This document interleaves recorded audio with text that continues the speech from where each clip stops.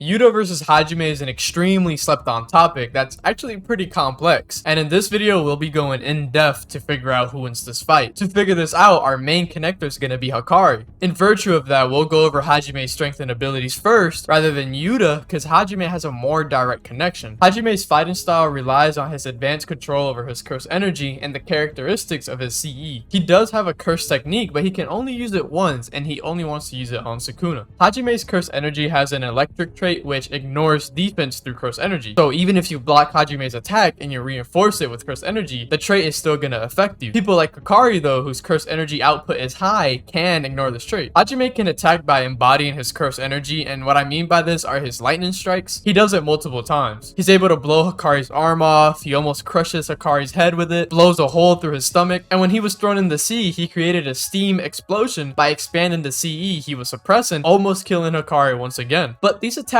aren't something Hajime can constantly do. They need a charge up. On screen, you guys should see the instance where they explain it. This isn't really much of a setback though, since every time he hit Hikari with one of these, they did significant damage to him. And those attacks can't miss, just like the ones in Domain, except obviously without a domain. Another thing that I rarely see people talk about is that Hajime has a domain counter, which is the hollow wicker basket, which is just the original form of simple domain. He doesn't use it against Hikari because Hikari's domain doesn't have a can't miss attack. Now that we've covered Hajime's arsenal, let's examine how he did against Hikari so we can compare him to Yuta. At the beginning of the fight, Hajime and Hikari are both able to hurt each other. No crazy damage though until Hajime uses his charged up attacks. Throughout the whole fight, this is the most damage done on either side. Hajime is the only one that's able to deal enough damage where Hikari would have just died if not for his unrestricted RCT. When Hikari is not in jackpot mode, he just gets bullied by Hajime, and this isn't uncommon. Even Charles, who isn't extremely strong, was able to beat up Hikari before the jackpot round. Hikari starts to get faster after he hits jackpot in the fight due to the fact that his body's just gonna regen regardless of the damage he takes. So he isn't restricted by this, he can just attack relentlessly. And even with Hikari's immense strength, he only has a slight edge over Kashimo. Kashimo never sustained major damage from Hikari. Even if you want to say Hikari was above him in combat during jackpot, Hajime just consistently keeps up with Hikari and was able to easily survive a full round versus Hikari while in jackpot. With Hikari even mentioning he's never been close to death so many times before. What's impressive for Hajime in this fight is just the damage he does to Hikari. He was just constantly killing him, and Hajime never took significant damage from Hikari. He was able to hurt Hikari and keep up with him even while he was in jackpot mode. Kashimo was actually gonna blow up Hikari in the sea, but fortunately enough for Hikari, he was able to do a last second bind and bow to survive. That attack and just the circumstance he was in drained all of Kashimo's curse energy and he had to settle down. But if it wasn't for that, maybe the fight wouldn't have gone in Hikari's favor. There's also implications of Kashimo being able to take on Sukuna, and even though I personally believe he could go up against someone like 15 Finger Sukuna, I'm not going to be using that in this video because we don't know for sure if he's actually going to be able to handle Sukuna or not. So right now it's just up to best guesses and speculation from us the readers. So I'll be putting this aside for now since it's too unclear. For now, we've established Hajime should be on par with Jackpot Hikari. That includes just his basic attacks / physical strength. His charge attacks are going to be his most important tool in this fight since they are extremely powerful and they cannot miss. Something else that he's going to have in his fight against Yuta that he didn't have versus Hikari is his hollow wicker basket, which may be extremely beneficial for him. Now that we've covered Kashimo, we'll move on to Yuta and talk about his abilities and strength.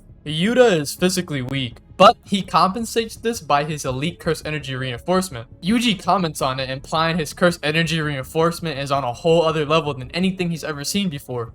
But this is due to Yuta's massive curse energy pool. Kijaku says he has boundless curse energy, Ryu saying that his overall curse energy is surprising, and in virtue of this he admires Yuta's toughness. And then there's Uro saying it's bottomless. Yuta also has reverse curse technique, and the impressive part is he can output it as an attack, which is something we've only seen Gojo and Mahoraga do. He can also heal other people, which only Shoko and Sukuna can do. Reverse curse technique is a delicate technique which requires a high level of curse energy manipulation. Being able to use it as a sorcerer is an impressive feat, and people like Ryu acknowledge being able to heal something like an arm is a hell of a feat. Kusakabe also sees Urame use reverse curse technique and says that curse technique is on a whole other level. So this is something only elite sorcerers sorcerers can use. And Yuta can not only heal but attack with RCT. Yuta being able to do this sets him apart from almost every other sorcerer except the strongest, Gojo Satoru. His curse technique is Rika. Through his curse technique though, he can copy other people's techniques. The requirement for this copy is Rika needs to ingest some part of the opponent's body, then he can use that person's curse technique. He can also replenish his curse energy by fully awakening Rika. Once he does that, they have a connection, and the usage of this lasts for 5 minutes. One of his skills is also using curse speech, and this should give him an advantage most of the time because people don't know he has curse speech, so they get caught off guard, and this could end the fight in an instant. Yuta has a domain too, but unfortunately we don't know anything about it, but the boost you get from domain alone could be something that's substantial enough to win him a battle. Like I mentioned earlier in the video, the main connection for Yuta and Kashimo is going to be through Hikari, so I'm going to be going over how Yuta fits into the picture scaling wise. What I'm going to dive into is something that's heavily debated, so I'm going to give insight on multiple lenses and give you guys the best answer. The major connection here is just going to be Yuta and Hikari. There's only 2 instances that people usually use to prove Hikari is stronger. The best one is when Yuta says when he gets worked up, he's stronger than I am. Now this statement is already telling us that Hikari is only stronger in a certain condition, so Yuta is generally the stronger sorcerer. Second of all, Maki puts in doubt this statement, which at face value doesn't seem like something that settles if he's stronger or not. However, it's stated by the author, Yuta is second only to Gojo, and that's much more reliable than what any other character has to say. I used the TCB translation for this just because Viz's translation for the statement is like unnatural, but even if we take Viz's translation, I think it still stands. Just because abilities are what they use to fight. The usage of curse energy is an ability. So if he's second only to Gojo in abilities, then that would mean he's the second strongest sorcerer. Another instance is people try to say Hikari is stronger than Yuta because he goes after Kashimo, and Kashimo was deemed the strongest because of his points. But the points don't really say much unless we know Kashimo killed someone really strong, which he didn't because he says everyone he fought was weak. So even though Kashimo's the strongest in his colony, the points have nothing to do with that since his opponents have been weak. Not only that, but it's not even in the same colony that Yuta is in. There's literally just no way to connect that to Yuta. To further show how much of a superior sorcerer Yuta is, his output is comparable to Ryu's, who has the highest output. People question it, but there's no reason to, because him having the highest output is not only consistent through him, even in the past it was recorded. There's also nothing that would suggest otherwise, and ultimately his output is even higher than Yuta's, who's known to have a high CE output due to his bottomless curse energy. Even more support for Yuta being a stronger sorcerer than Hikari is just how RCT works.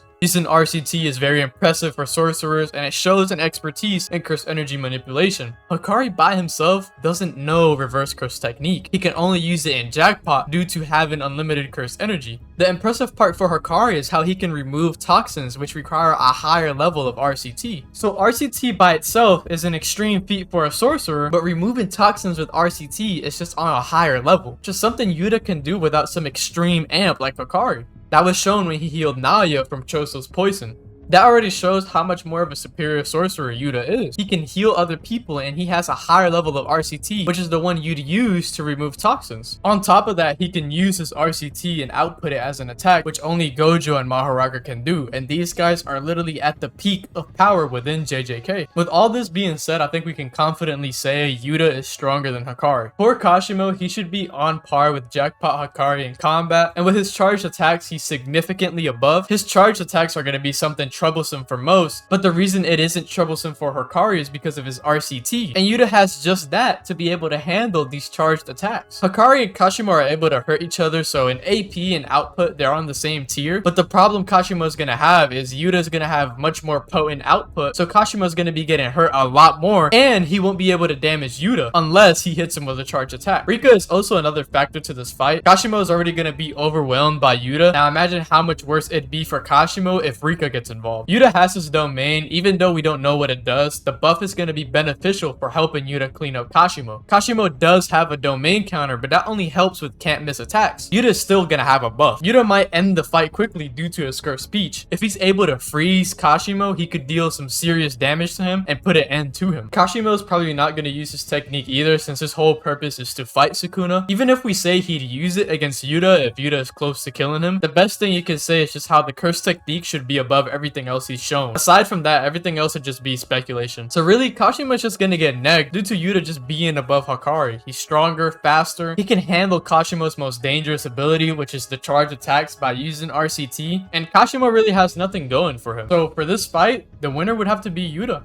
If you guys enjoyed this video, make sure to like and subscribe. If I missed anything or you want to suggest something, feel free to let me know in the comments, and I'll see you guys in the next one.